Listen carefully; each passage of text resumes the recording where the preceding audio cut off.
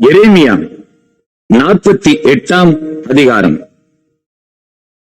மோவாபை குறித்து இஸ்ரவேலின் தேவனாகிய சேனைகளின் கர்த்தர் சொல்லுகிறது என்னவென்றால், ஐயோ, நேபோ பாழாக்கப்பட்டது, கீரியாத்தாயிம் வெட்கப்பட்டு பிடிக்கப்பட்டு போயிற்று, மிஸ்காப் வெட்கப்பட்டு கலங்கி போயிற்று.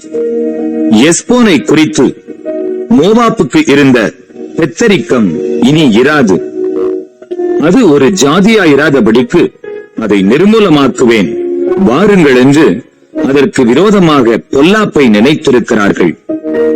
மத்மேனே, நீயும் சங்காரமாவாய், பட்டயம் உன்னை தொடரும். பாழ்கடிப்பினாலும் பெரிய நொறுக்குதலினாலும் உண்டாகிற கூப்பிடுதலின் சத்தம் ஒரோனாயிமிலிருந்து கேட்கப்படும். மோவாப் நொறுங்குண்டது, அதிலுள்ள சிறுவர்கள் கூப்பிடும் சத்தம் கேட்கப்படுகிறது. லூகித்துக்கு ஏறி போகிற வழியிலே அழுகையின் மேல் அழுகை எழும்பும்.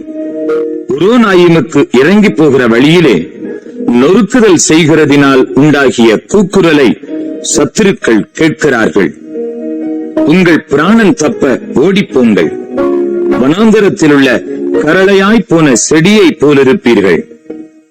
நீ உன் சம்பத்தையும் உன் பொக்கிஷங்களையும் நம்புகிறபடியினாலே நீயும் பிடிக்கப்படுவாய். அப்பொழுது கேமோஷ் சிறையாக்கப்பட்டு போம், அதன் ஆசாரியரும் பிரபுக்களும் ஏகமாய் சிறைப்பட்டு போவார்கள். பாழாக்குகிறவன் எல்லா பட்டணங்களின் மேலும் வருவான், ஒரு பட்டணமும் தப்பி போவதில்லை. பள்ளத்தாக்குகளும் கெட்டுப்போகும், சமனான பூமியும் அழிக்கப்படும் என்று கர்த்தர் சொன்னார். மோவாபுக்கு செட்டைகளை கொடுங்கள், அது பறந்து போகட்டும், அதன் பட்டணங்கள் குடிகள் இல்லாமல் பாழாய் போகும். கர்த்தருடைய வேலையை வசதியாய் செய்கிறவன் சபிக்கப்பட்டவன். இரத்தம் சிந்தாதபடிக்கு தன் பட்டயத்தை அடக்கிக் கொள்ளுகிறவன் சபிக்கப்பட்டவன். மோவாப் தன் சிறுவயது முதல் சுகமாய் வாழ்ந்தது, அது ஒரு பாத்திரத்திலிருந்து மறு பாத்திரத்தில் வார்க்கப்படாமலும் அதன் வண்டல்களின் மேல் அசையாமலும் இருந்தது. அது சிறையிருப்புக்கு போனதில்லை, ஆதலால் அதன் ருசி அதில் நிலைத்திருந்தது, அதன் வாசனை வேறுபடவில்லை.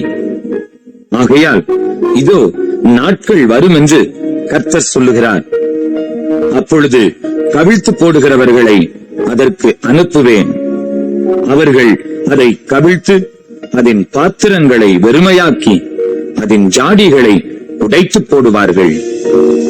அப்பொழுது இஸ்ரவேல் சந்ததி தங்கள் நம்பிக்கையான பெத்தேலாலே வெட்கப்பட்டது போல மோவாப் கேமோஷாலே வெட்கப்படும்.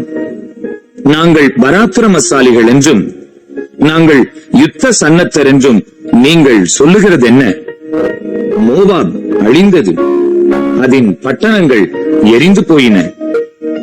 அதன் திறமையுள்ள வாலிபர் கொலைக்களத்துக்கு இறங்குகிறார்கள் என்று சேனைகளின் கர்த்தர் என்னும் நாமமுள்ள ராஜா சொல்லுகிறார். மோவாபின் ஆபத்து வர சமீபமாயிருக்கிறது, அதன் தீங்கு மிகவும் தீவிரித்து வருகிறது.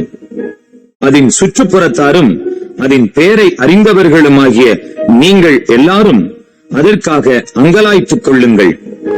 பலனான தடியும் அலங்காரமான கோலும் எப்படி உடைந்ததென்று சொல்லுங்கள்.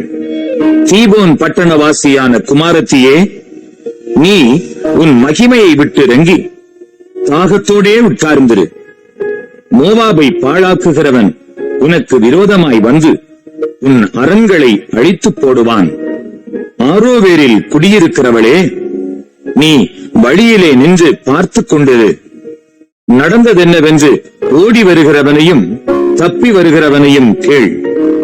மோவாப் முறியடிக்கப்பட்டபடியினால் கலங்கி போயிற்று, அலறி கூப்பிடுங்கள். மோவாப் பாழாக்கப்பட்டதென்று அர்னோனில் அறிவியுங்கள். சமனான பூமியாகிய ஓலோனின் மேலும் யாத்சாவின் மேலும் மேற்காத்தின் மேலும் தீபோனின் மேலும் நேபோவின் மேலும் பெத்திலாத்தாயிமின் மேலும் கீரியாத்தாயிமின் மேலும் பேத்கமூலின் மேலும் பெத்மேயோனின் மேலும் கீரியோத்தின் மேலும் போஸ்ராவின் மேலும் மோவாப் தேசத்திலே தூரத்திலும் சமீபத்திலும் இருக்கிற எல்லா பட்டணங்களின் மேலும் நியாய தீர்ப்பு வரும். மோவாபின் கொம்பு வெட்டுண்டது, அவன் புயம் முறிக்கப்பட்டது என்று கர்த்தர் சொல்லுகிறார். அவனை வெறிகொள்ளச் செய்யுங்கள்.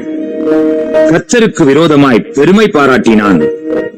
மோவாப் தான் வாந்தி பண்ணி அதிலே புரளுவான். அவன் பரியாசத்துக்கிடமாவான். இஸ்ரவேல் உனக்கு பரியாசமாயிருந்தான் அல்லவோ? அவன் திருடருக்குள் கண்டுபிடிக்கப்பட்டானோ? நீ அவனை குறித்து பேசுகிற போதெல்லாம் தலையை துலுக்குகிறாயே. மோவாப் தேசத்தின் குடிகளே, நீங்கள் பட்டணங்களை விட்டு போய் கண்மலையில் தங்கி குகையின் வாய் ஓரங்களில் கூடு கட்டுகிற புறாவுக்கு ஒப்பாயிருங்கள். அவன் மெத்த பெருமைக்காரன். மோவாபின் பெருமையையும் அவன் மேட்டிமையையும் அவன் அகந்தையையும் அவன் பெத்தரிக்கத்தையும் அவன் இருதயத்தின் மேட்டிமையையும் குறித்து கேட்டேன். அவன் மூர்க்கத்தை நான் அறிவேன் என்று கர்த்தர் சொல்லுகிறார். அப்படி ஆகாது, அவன் வீம்பு செல்லாது என்கிறார். ஆகையால் மோவாபின் நிமித்தம் நான் அலறி மோவாப் தேசம் அனைத்து நிமித்தமும் கூக்குரலிடுவேன். கீராரேஸ் மனுஷரின் நிமித்தம் பெருமூச்சு விடப்படும். சிப்மா ஊரின் திராட்சை செடியே, யாசேருக்காக நான் அழுதது போல உனக்காகவும் அழுவேன். உன் கொடிகள் கடலை கடந்து போயின, அவைகள் யாசேர் கடல் மட்டும் போய் எட்டின. பாழாக்குகிறவன் உன் வசந்த காலத்து பழங்களின் மேலும் உன் திராட்சப்பழ அறுப்பின் மேலும் விழுந்தான். பயிர்வெளியிலும் மோவாப் தேசத்திலும் இருந்து சந்தோஷமும் களிப்பும் நீங்கி போயிற்று. திராட்சரசம் ஆலைகளிலிருந்து ஒழிகிறதை ஓயப் பண்ணினேன். ஆலையை மிதிக்கிறவர்களின் பாடல் இல்லை, அது ஆரவாரமே அல்லாமல் ஆலை மிதிக்கும் பாடல் அல்ல.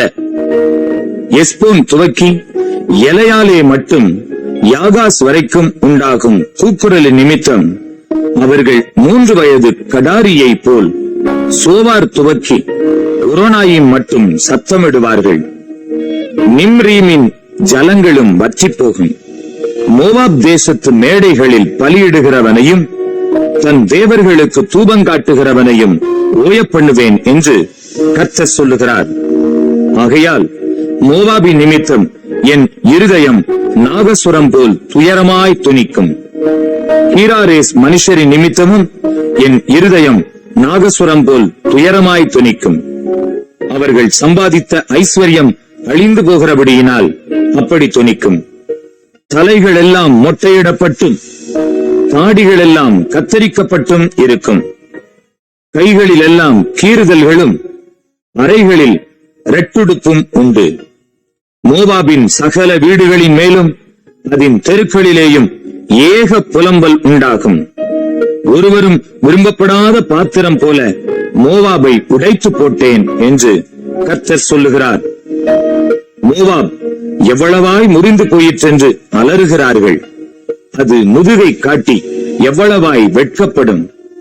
இப்படி மோவாப் தன் சுற்றுப்புறத்தார் அனைவருக்கும் பரியாசமும் திகைப்புமாயிருக்கும். இதோ ஒருவன் கழுகை போல் பறந்து வந்து மோவாபின் மேல் தன் செட்டைகளை விரிப்பான். கீரியோத் பிடிக்கப்படும், கோட்டைகள் கைவசமாகும். அந்நாளிலே மோவாபின் பராக்கிரமசாலிகளுடைய இருதயம் பிரசவ வேதனைப்படுகிற ஸ்திரீயின் இருதயம் போல இருக்கும். மோவாப் கர்த்தருக்கு விரோதமாய் பெருமை பாராட்டினபடியால் அது ஒரு ஜனமாயிராதபடிக்கு அழிக்கப்படும். மோவாப் தேசத்தின் குடியானவனே, திகிலும் படுகுழியும் கண்ணியும் உன்மேல் வரும் என்று கர்த்தர் சொல்லுகிறார்.